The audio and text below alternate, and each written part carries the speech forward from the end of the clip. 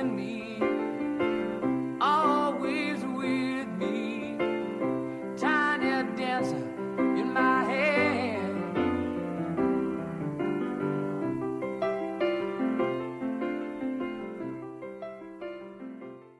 Hi, everybody, and welcome to episode 67 of Unbuckling the Bible Belt podcast. I'm your host, Kate the Bluegrass Skeptic.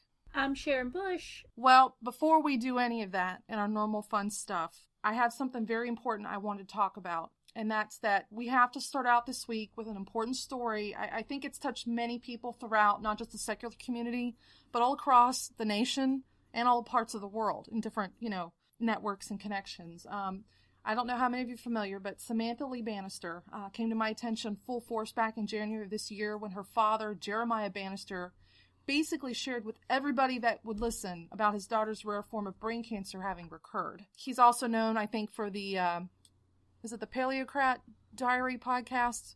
I think so. Yeah. He's all over the place. He's with the Secular Student Alliance. Jeremiah and his wife are just big advocates of all types of education and whatnot. You can see that with his daughter. But what made this news really bad about the brain cancer having recurred, it was a very rare form, and the odds were not on Sammy's side. You wouldn't know it, though, when you watch this amazing young girl in action. I mean, you seriously would not know it. She remained active in her community with other cancer sufferers. She was constantly in pursuit of fun hobbies, like roller skating. And that's like despite the chemotherapy that ravaged her bones that she had been going through, along with multiple surgeries to deal with this cancer in her brain. But unfortunately, all of this determination and chasing of life came to an all-too-soon ending this past Sunday morning. Surrounded by all who loved her beyond any measure of existence, Sammy succumbed to the steady onslaught of a disease that science is still desperately working to conquer, and that's cancer. She was only 12 years old. In the wake of her death, her family is still dealing with the daunting task of raising their 3 remaining children, pay down astronomical medical bills, deal with funeral expenses, and somehow they got to try to focus on their grief and the cherished memories of Sammy that remain in her passing. This is like, you can't fathom this. You know what I mean? You just cannot fathom this. And that's why all of us here at UTBB and across the country are asking for you, the listeners' help beyond just outpouring of sympathy. And don't get me wrong, sympathy is always welcome. But this is something, if you can do more, everybody is encouraging everybody else to try and do more, at least financially. We're asking you to please help alleviate an already strained family's financial burden so they can take this time to focus on their family's transition during this tremendous loss of Sammy. Team Tiny Dancer needs all of you. Sammy's team of family, friends, and doctors worked very hard to make her life count. And Sammy always found the energy to reach out to those who needed support despite her own exhaustion, pain, and admittedly, she knew she had a very uncertain future. She knew. Now, I'd like to at least see us all somehow do the same for her family right now. Even if it's just $5. Please, it will make a difference. All you've got to do is go to GoFundMe.com/Team Tiny Dancer. It's that simple. Right now, the GoFundMe account is strictly to go help with the family's medical bills, counseling costs at this point. I mean, she has 3 younger siblings. This is a huge, unfathomable transition they're making. You know what I mean? This is a very vibrant, soon-to-be young woman. And it's something that they do have other options in the obituary if you don't want to do a GoFundMe. If you go to an obituary, notice that they have, I think it's the Mary Free Bed charity. They're also saying you could donate there. You can donate in Sammy's memory to the Helen DeVos Children's Hospital or the Mary Free Bed, M-A-R-Y, Free Bed. The family's saying if you can donate there too. They want you to help contribute in any way, whether it's to help other kids fight cancer, or if you want to help them, or if you want to do both. Anything. We're just asking people to please step forward for that. So I just wanted to get that plea out there. We don't normally pass around a collection plate, so to speak. That's not normally our thing, but this has been such a long, yet short journey. This all started last year in March when this came back, and now she's already gone. Just poof. And with that said, we will, of course, at the end of the show and in the show notes have more information you can, to remind you or where to go. So definitely check that out. Okay, and so with that emotional but very necessary plea, we're going to get back regularly scheduled programming. And Sharon, what are we going to be talking about tonight? Well, tonight we're going to be talking about thoughts and prayers and whether there's any rational reason thinking of you and I'm praying for you. I don't think there is, but I think Kate's going to bring a different point of view than what I have. I think it's ridiculous. I think it's wishful thinking. There's always something more that can be done besides thoughts and prayers. Well, yeah, and I agree about the prayer aspect, but if you can't be there with somebody, you can think about them and whatnot. Anyway, this is going to be fun stuff. Adam, you had an interview. Yes, I scored my first interview. It was awesome, too. I really enjoyed it. It was badass. You fuckers out there are in for a treat when she comes on. This woman is amazing. She's absolutely amazing. I love her to death. I worked with her for a few years, and I followed her ever since. And you're just gonna love her. She's a gorgeous woman that's got a mind about her that's amazing, and she's black as hell, and she's right up there with the Black Lives Movement. But not only that, she's forefronting the Middle Tennessee Black Panther movement, and it's going to be a fantastic show. We're going to learn a lot tonight. Oh, yeah, definitely. And we'll have a surprise at the end of that interview, which we'll clue people in on at the end of the interview. So, all right, everybody, hang tight. Up next, Thoughts and Prayers. Thoughts and Prayers, bitches.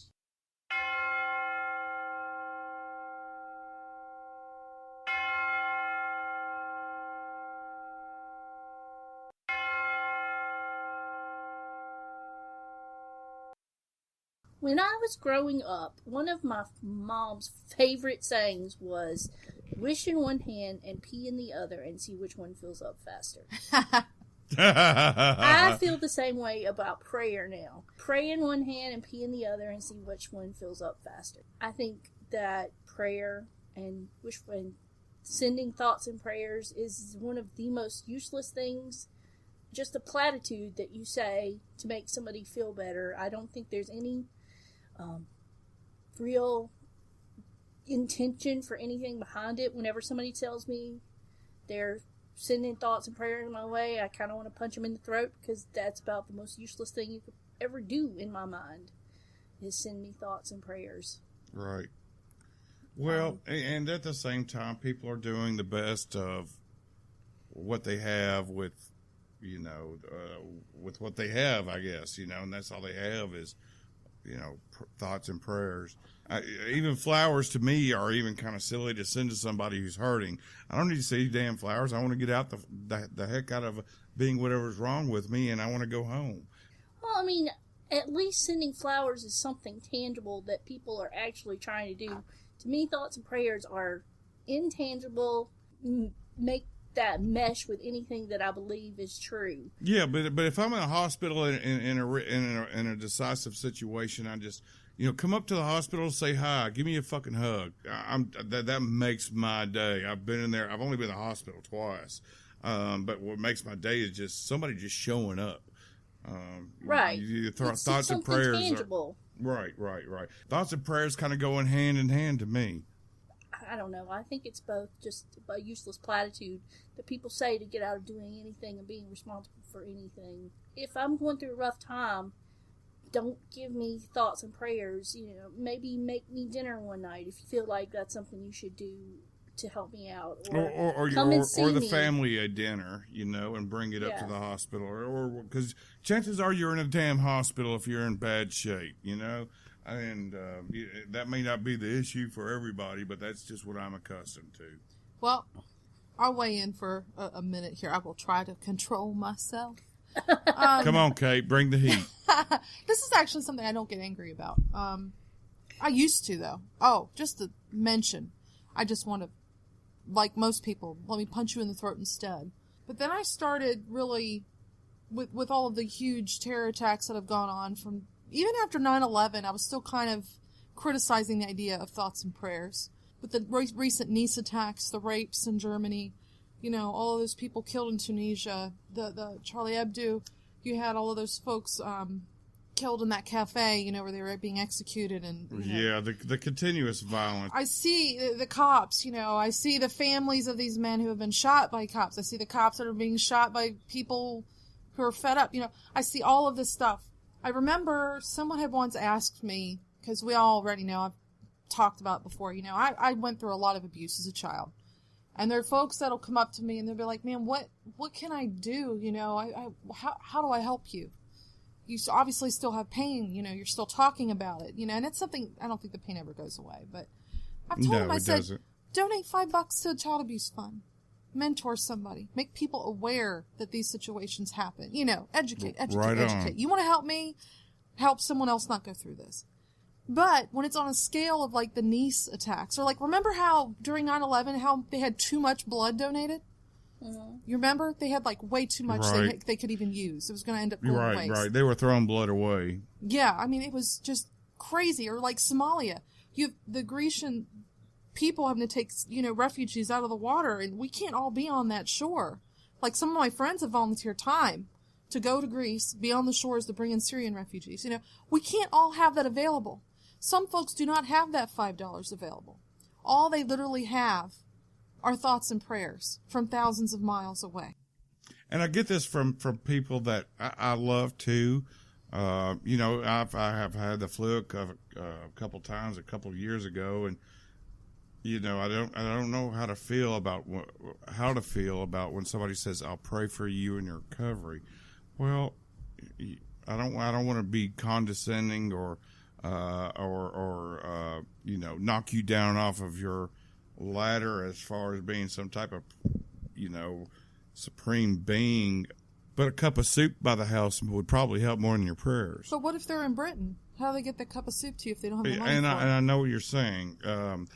Heck, my girlfriend goes with vibes. I like the vibes aspect. I'm sending you the best of vibes available. But still, at the same time, she's sitting down meditating, and she's hoping things go best for the people that are having struggles in their lives. She's thinking as positive as she can, because that's all she's got. So whenever people now I used to get mad about it too. What it comes down to now is that I appreciate what they are trying to say to me. I find it useless, but I just don't know if it's worth the time to go in and correct them about them or not. But at the same time, when I do that with that aspect, versus going around and praying for, violence to stop, I've got to do something more. So that's my own personal conflict with it. I'm of the same mind. And that's where I do, that's why I was going to kind of broaden this view open a little bit. When I look at it, having people gather together at a vigil and praying to deal with the grief and the pain, I'm fine with. Having my local mayor of Cincinnati go to a convention filled with Baptist preachers and tell people that, there's the devil in the streets and we need to pray, I don't fucking agree with that. That's useless. It's promoting heads in the sand and not... fear-mongering. It promotes a lot of... It projects onto a force outside of the actual perpetrators. You're exactly right. It's escapism. We're going to get into that. But the two are tied together. Prayer, that just doesn't do anything for anybody. I understand that you believe that you are connecting to your deity, but at the same time, your deity's papers from Middle Eastern Bronze Age bullshit says that he's already in final control and he's already made these decisions. So even praying to him is kind of worthless. I would counter you a little further, though. I'm going to take you one step further. And I'm not really arguing here, but let's take aside the spiritual meaning, because we already know that sometimes people will go and have themselves exorcised of demons, when really it's just they feel this imperfection in themselves, and the only way they know how to mentally get rid of it, even though they don't realize it, is to go and have a mental exorcism, so to speak, that makes sense in their brain. So imagine if we just step outside this prayer circle to vigil, put aside the spiritual meaning and the implications, of praying for a moment, and just consider the social purpose of such a ritual as praying. The social purpose during grief and tragedy is what? Right. Unity. Okay, and I think I would rather have all of France hold a large prayer rally then hold separate demonstrations against jihadism, Islam, and refugees. They are. There needs at first, after they pull their goddamn bullshit, there needs to be a time for mourning. You know, whether they're driving over people with trucks or just randomly shooting people in a concert hall. Bullshit either way. But at the same time, you got to stop and you got to mourn the losses of what these fucking douchebags have done. Whether they're religious or not in their own aspect, which more than often than not, it seems to be the case. You've got to stop and say, whoa, these are innocent people who just went out to go enjoy music and arts and have a good time and live their life. Yeah. And they ended up getting bombed. You know, fucking pussies, man. They piss me off. Yeah, soft targets really infuriate me because it's like they're taking out people who are victims of the same thing that they're trying to fight. It makes no sense the way they do things like that. But my whole thing is, I'd rather have, I don't like to see rallies where it's highlighting a tragedy in a way that's looking to lay blame. If you want to put together a prayer group vigil, you know, because of like Orlando, the Pulse nightclub shooting and whatnot, yes, it was a guy's supposedly religious beliefs that motivated him to do what he did. I know there's questions or whatnot. But at the same time, it also is almost like a rally cry for people that's part of his community to realize also that we've got a problem. We don't agree with this kind of behavior. I think this type of ritual does have a positive side in certain circumstances. If you want to say, oh, well, we'll pray for this person's healing, fuck you. If you really are going to deny that kid care to pray, you don't deserve to be involved in the dialogue anymore. I want your kid to pray. If you want to pray, pray away. Yeah. Exactly. But at the same time, don't bring it into city and state and government and federal government leadership. Leave it alone. Leave it at home. I don't want your toys up here. We're talking about business, baby. I don't need to talk about Santa Claus and whatever else it is you believe. I just see it as escapism. I see 95% of the time, and I understand, Kate, where you're coming from with across the ocean, the best thing you could possibly do is send them thoughts. Not the best. It's just like, if that's all you've got. Well, it's a show of solidarity. Like, I can't be there. I can't give you anything, but I do fucking care. That's essentially what that is to me. It's saying, I care. I don't know what I can do. I have no means to do something, but I'm at least letting you know I'm aware. I acknowledge you. I care. I don't see a problem with that at all. Zero. What I think where the escapism comes in is whenever it's somebody that you work with and they know you're going through a really tough time. And instead of saying, you know, what can I do for you? Can I cook dinner for you? Can I, you know, watch the kids so you can have a break? Instead of doing something like that, they're like, oh, I'll pray for you. And pray for you. Yeah, prayer is a solution I would never, ever agree with. Never, never, never, never, never. You will never see me support anybody using prayer as a solution. I won't. I saw some bullshit about Ray Comfort commenting about, you know, atheists should not have any position of power. And here it is, we're talking about, because they wouldn't be able to control it, they're not compassionate, and here it is, we know what to do. Yeah. We know the difference between acknowledgement and sharing awareness and solidarity versus, you know, escapist, okay, I feel better now because I did the only thing I know to do. I mean, if that's the only option you got, I get it, but if you have a way to volunteer your time, do it. Be active in the solution. Like I said, prayer ultimately, I think it's a ritual that, depending on the situation, like big tragedies, it makes sense that as a community they grieve and they unite. I also see prayer as a political statement.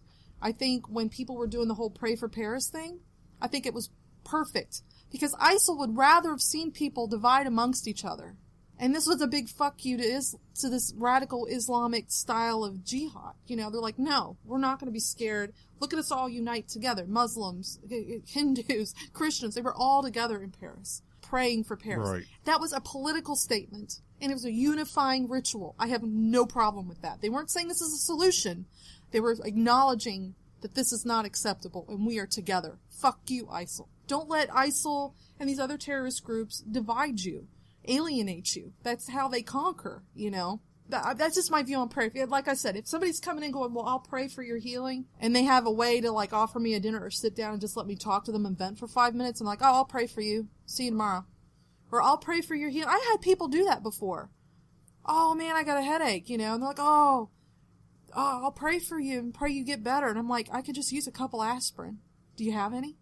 They look dumbfounded. We're going to pray away the guns. We're going to pray for more Jesus in the streets. This bullshit, Satan's in the street. Fuck that bullshit. Okay? That's escapism all day long. I agree. I hate to say it, but I'm kind of a big fan of the guy from decades ago who was dealing with, one of the biggest World War ever, and that was Winston Churchill. There was a time when Parliament came up and said, we would like to consider removing arts and music away from funding so we can go in and continue our war against the Nazis. Churchill came in and said, and you can find this online, he said, what are we doing this for if we're not supporting the arts and music? And he was exactly right, because fascism regime was over there burning books and musical composers.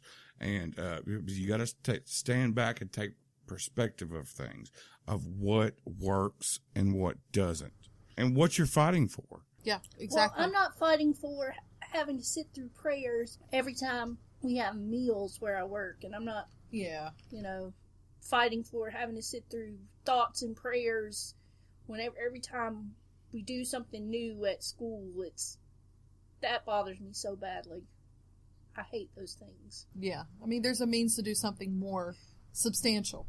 Whenever any bad thing happens, we always have a moment for thoughts and prayers at school, and we have one of our teachers lead the prayer, and I just think it's the most useless thing when we have a huge role to play in children's lives and society's lives, and we could do so much more, but no, we're tied to this thoughts and prayers, because anything else would be overstepping our bounds. And this is where I go and I support the moment of silence, and that's what it is. And people are welcome to engage in whatever the thoughts, prayers, beliefs in for that tragedy, and I do support that. No, I'm not talking about moment of silence. I'm talking about we have a faculty meeting so that we can pray.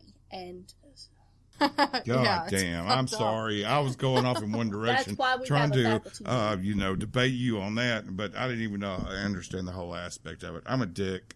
No, this is like a prayer time that it's what it is. It's an enforced prayer time. It's like if you excuse yourself from it, you're going to look like a total piece of shit for the rest of them, right? So you got to sit there and bow your head and pretend you're praying to Space Fairy that's, I don't bow my head. Change his mind and do something for people. Forget it. Oh, God. Bless your heart, honey. Yeah, it's a tough situation to be in when, they just offer. I think it's something that they shouldn't make it mandatory. They should just put a note up that this is happening at this time if you want to join us. That's fair if that's what they want to do. But yeah, I agree. They should try to take a more proactive approach if they have the means. Sounds like they got people that are willing if they're showing up for prayer. Oh, yeah. Oh, we have before school, we have a weekly prayer meeting before school that's, not mandatory. It's come if you want to. But they notice you're not there, don't they? Oh, yeah. Oh, yeah. Man, that sucks. And I think that's something that makes this whole thoughts and prayer thing, makes people kind of jaded about it. I mean, how are you going to see the unifying factor of it when yours is a situation where you're under a microscope if you don't fucking show up? Just out of curiosity, Sharon, and I've seen some of these articles about this. Are these people like gathering around the flagpole and holding hands and... We do have a meet at the pole morning. Meet at the pole. You should get hey, I was going to say, I was going there. You should get up there, start taking off your top nice and easy, start rocking that pole. That would scar more people in more ways than... No, she probably just volunteers to get that pole raised.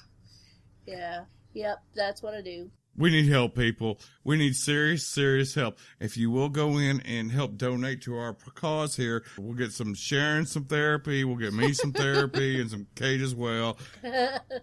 Just buy me a dildo. Joe will just want a dildo too. So those Joe and Kate are easy to satisfy. Sharon and myself need some serious therapy. So. All right, guys. Well, I guess we've answered this question. And look how polite we were. Aww. Yeah, I know. Oh. All right, well, we'll get on to the next one. I know Adam's all excited about God, it. So I catch you all in a couple seconds. Can't wait.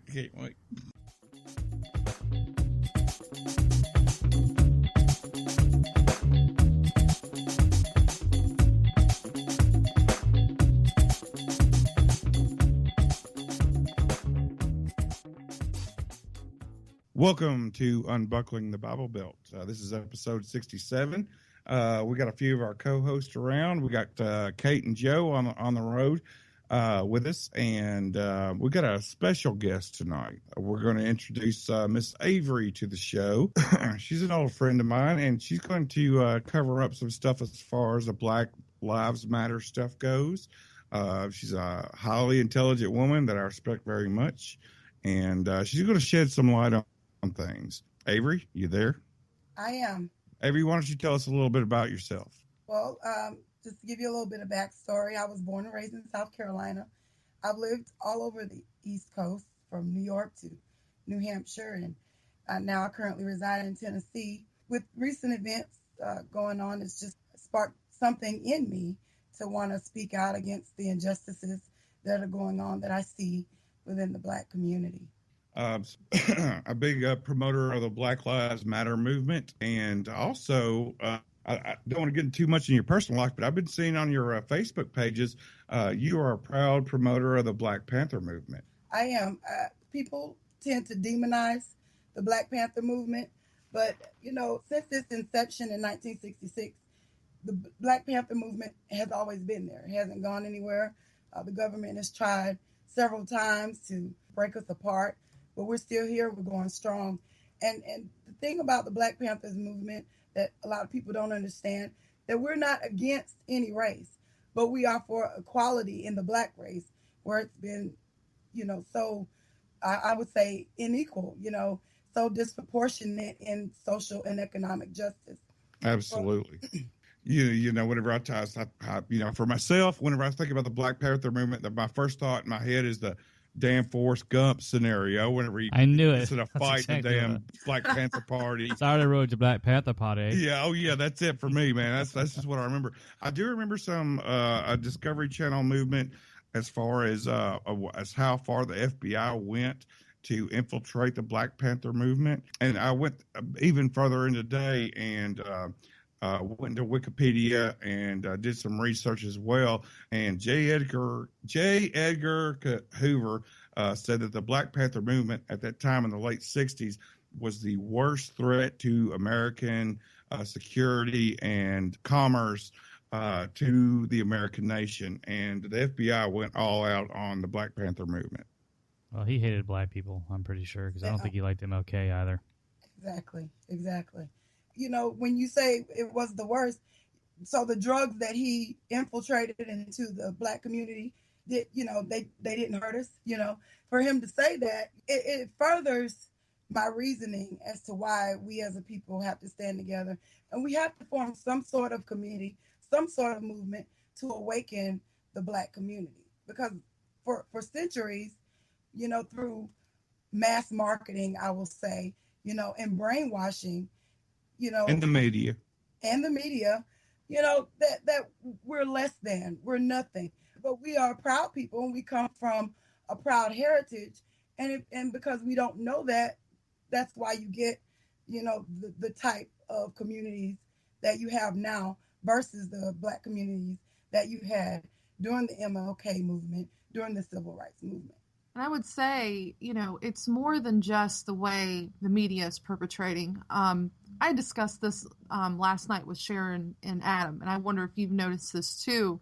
I think the way I was brought up, I think there's a type of, I don't know if it's my parents wanted to act like racism wasn't real, but I think they wanted to act like it's time to move on, and to do that, you act like it isn't around anymore.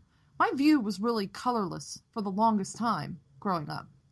And that's harmful. It's detrimental to understanding, what other cultures are going through to try and get their rightful place among their peers in a country that they helped build literally on their backs.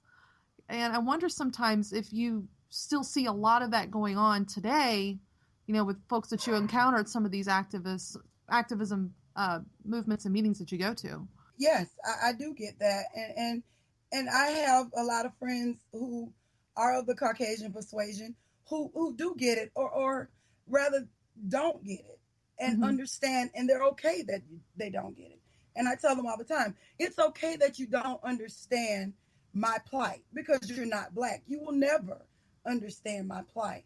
Yeah, and that's kind of the position I've kind of held with it, is that there's no way I can understand it. There's no damn way. I try to understand it, and I try to be sympathetic and express empathy towards it. And during the Ferguson situation last year, me and you talked, and I was right up there with you. I mean, the peaceful protest had, just fallen on deaf ears consistently, and it kind of seems like it still does. It does. It does.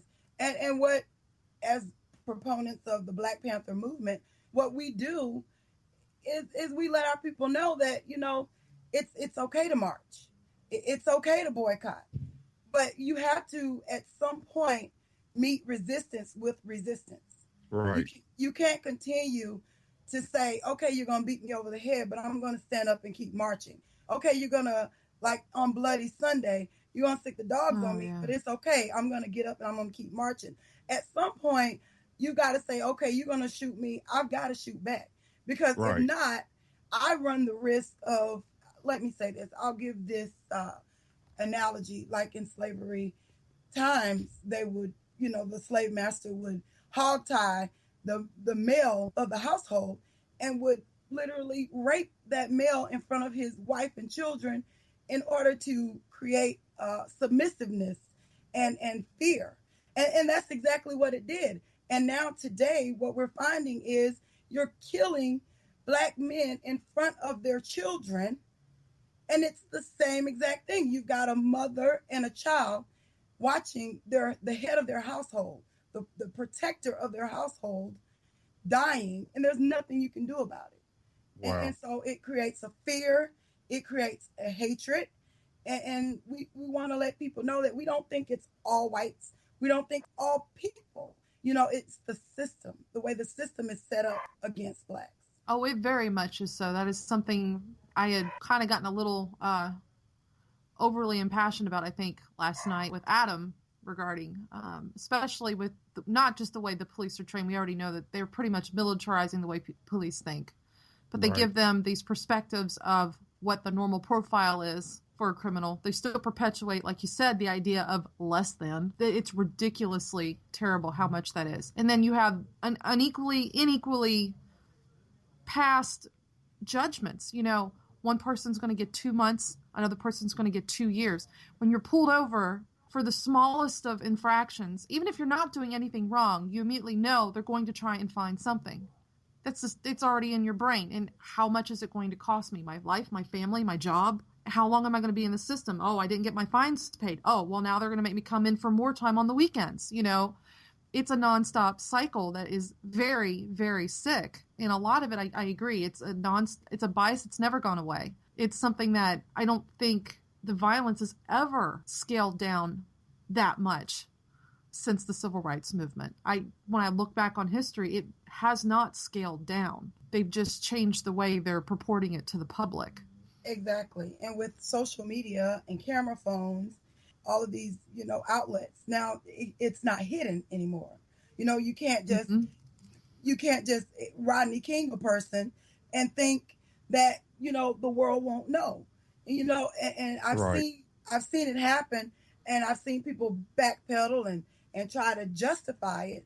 But it's getting to the point now where you can no longer justify it because it's right there. It's in black and white. So the excuses are going away. And this sucks. I hate to say, all of a sudden perpetuate myself into being, in a different race, but sometimes I hate my people. They'll look at something that's right in their face and maybe this or that. No, motherfucker, it's right here in your face. Look at it. Look at it. And it's constantly. And it seems like every summer over the last 3 years, it gets worse and worse and worse. Their silence is compliance to the situation. I mean, Martin Luther King said it best.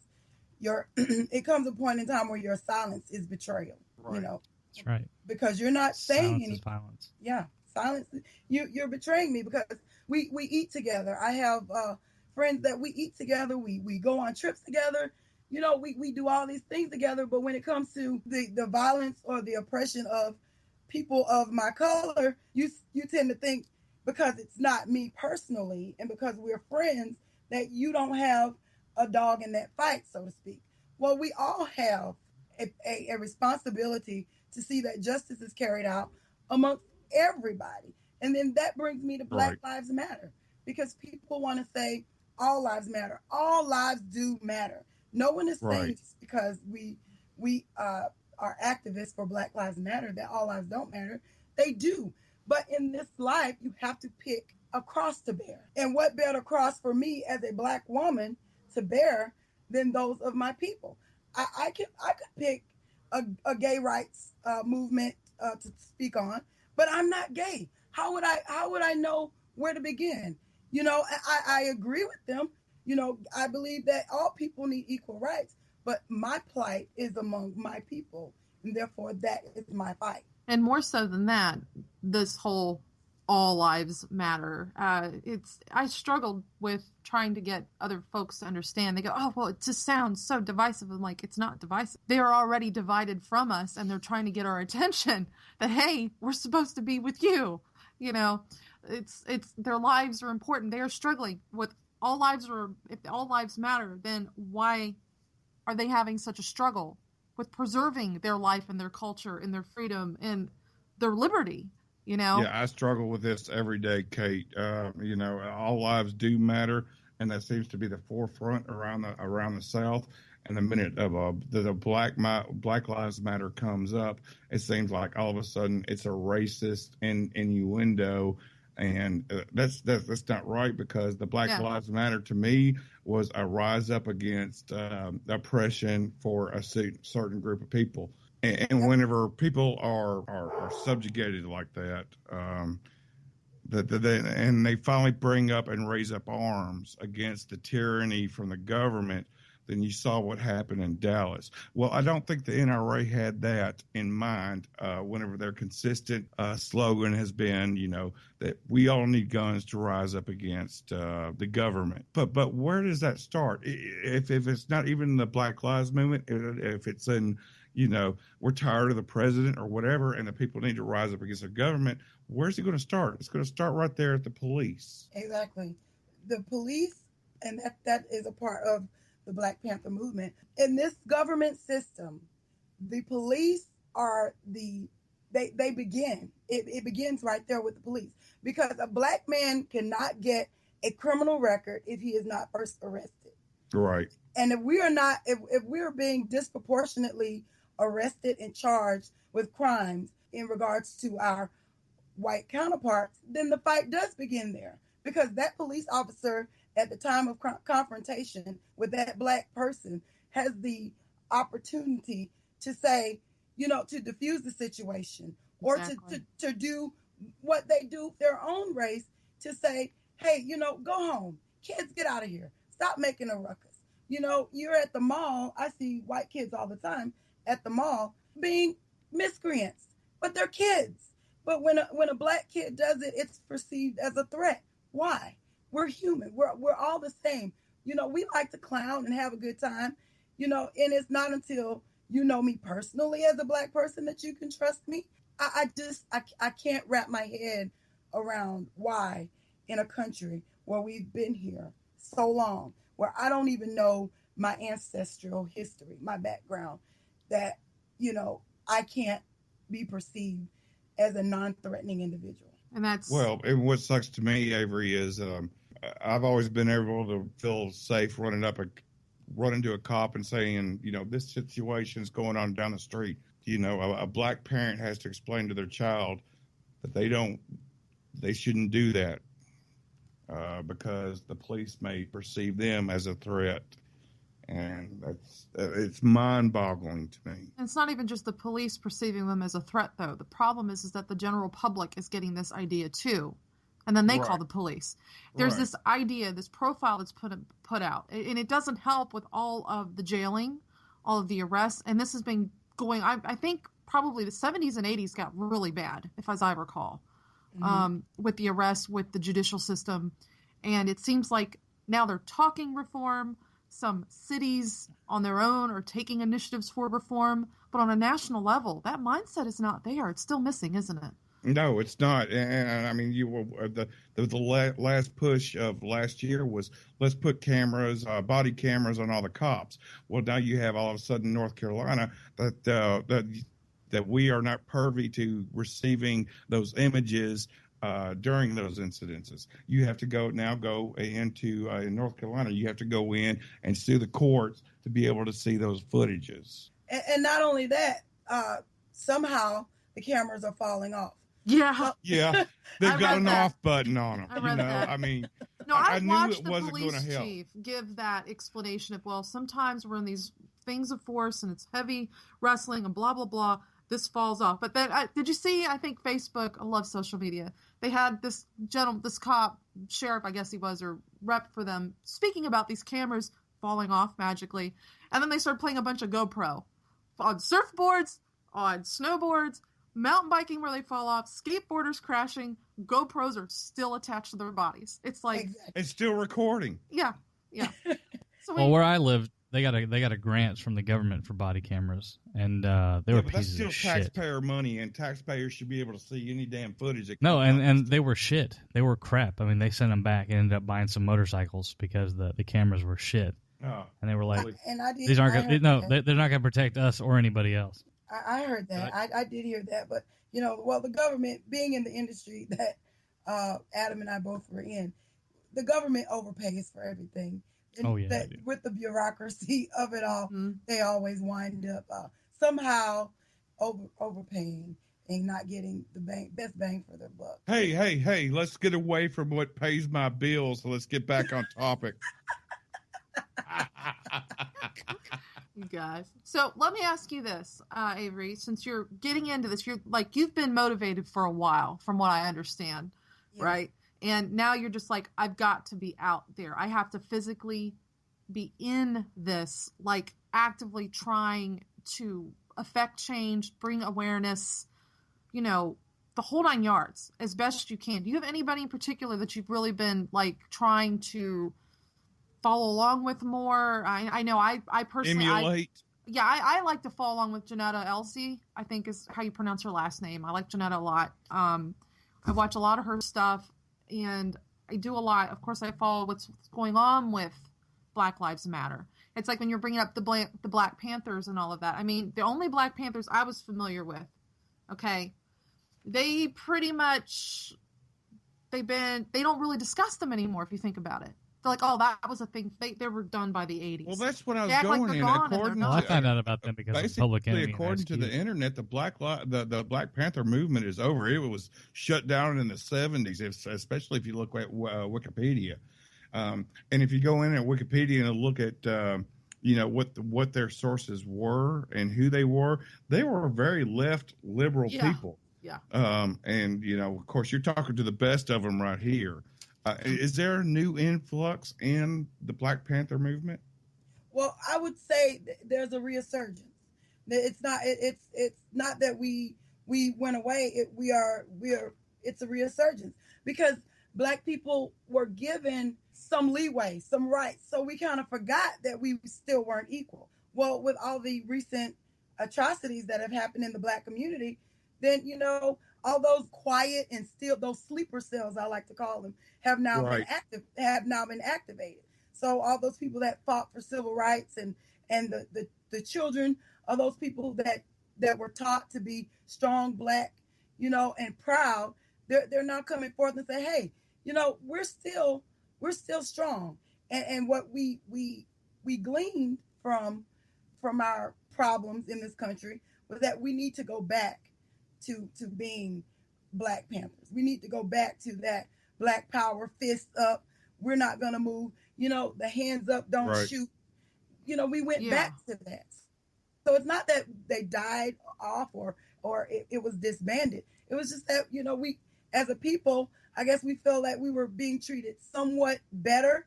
So we decided not to make such a fuss. But now, since all this is broken out, hey, you got to make some noise. Yeah. And come together. You're seeing that complacency is killing, is what's happening. Exactly. So rather than start a new movement, you go back to what was already established.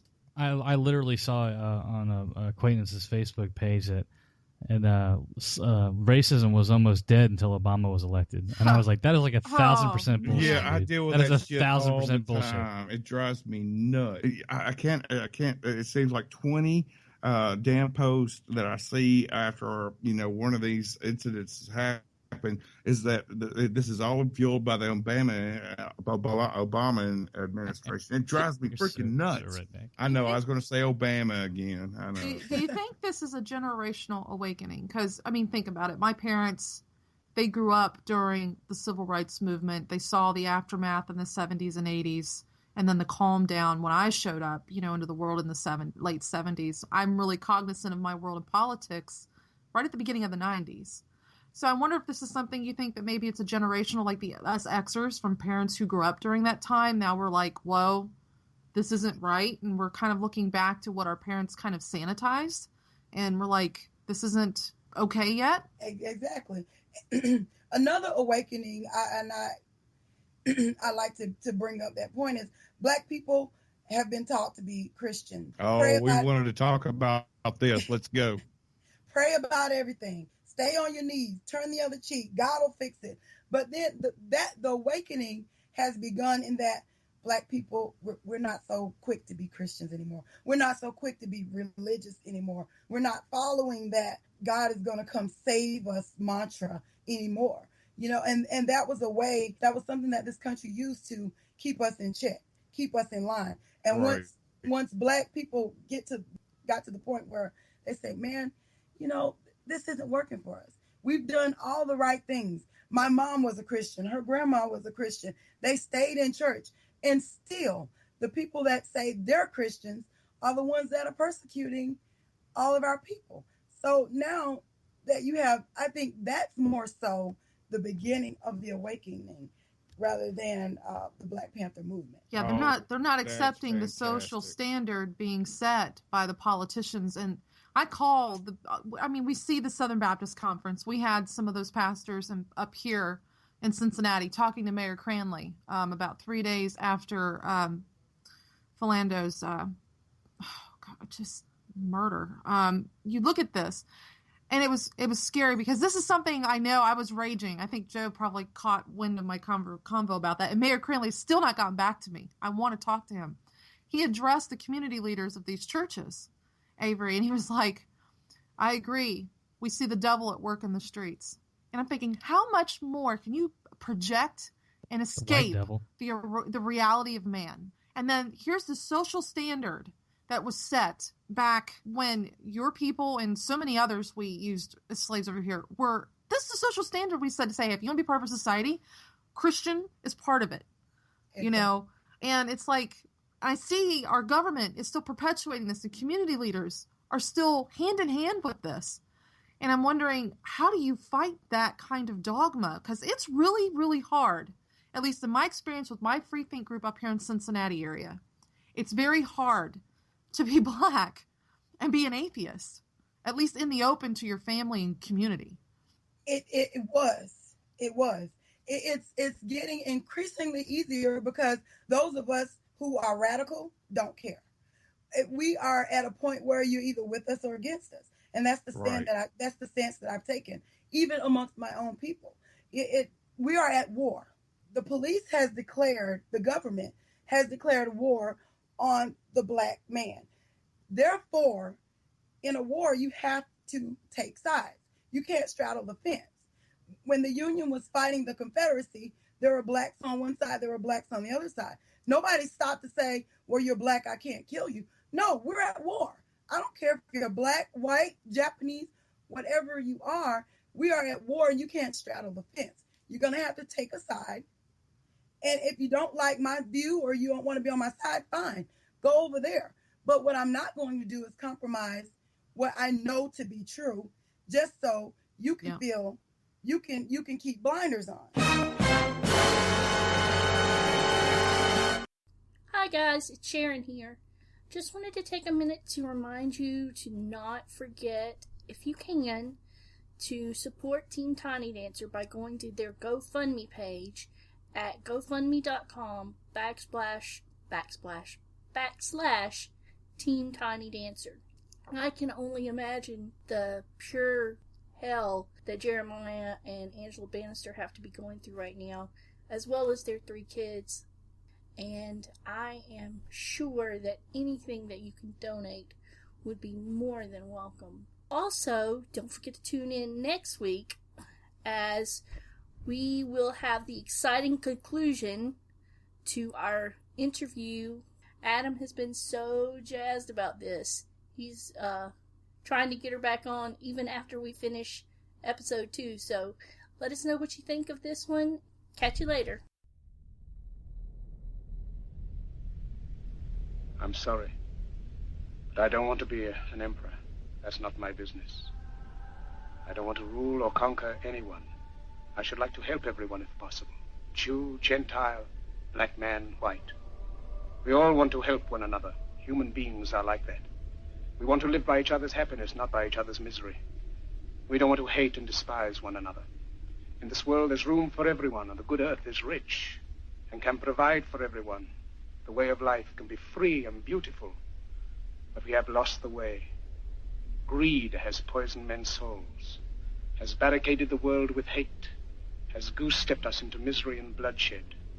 We have developed speed, but we have shut ourselves in. Machinery that gives abundance has left us in want.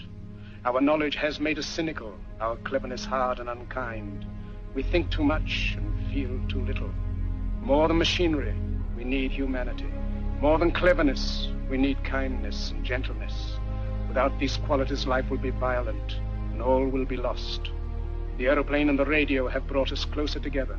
The very nature of these inventions cries out for the goodness in men, cries out for universal brotherhood, for the unity of us all. Even now, my voice is reaching millions throughout the world, millions of despairing men, women, and little children, victims of a system that makes men torture and imprison innocent people. To those who can hear me, I say, do not despair. The misery that is now upon us is but the passing of greed, the bitterness of men who fear the way of human progress. The hate of men will pass, and dictators die, and the power they took from the people will return to the people. And so long as men die, liberty will never perish. Soldiers, don't give yourselves to brutes, men who despise you, enslave you, who regiment your lives, tell you what to do, what to think, and what to feel, who drill you, diet you, treat you like cattle, use you as cannon fodder. Don't give yourselves to these unnatural men, machine men with machine minds and machine hearts. You are not machines, you are not cattle, you are men. You have the love of humanity in your hearts. You don't hate, only the unloved hate, the unloved and the unnatural. Soldiers, don't fight for slavery, fight for liberty. In the 17th chapter of St. Luke it is written, the kingdom of God is within man, not one man nor a group of men, but in all men, in you. You, the people, have the power to create machines, the power to create happiness. You, the people, have the power to make this life free and beautiful, to make this life a wonderful adventure. Then in the name of democracy, let us use that power. Let us all unite. Let us fight for a new world, a decent world, that will give men a chance to work, that will give youth a future and old age a security. By the promise of these things, brutes have risen to power, but they lie. They do not fulfill that promise. They never will. Dictators free themselves, but they enslave the people. Now let us fight to fulfill that promise. Let us fight to free the world, to do away with national barriers, to do away with greed, with hate and intolerance. Let us fight for a world of reason, a world where science and progress will lead to all men's happiness. Soldiers, in the name of democracy, let us all unite!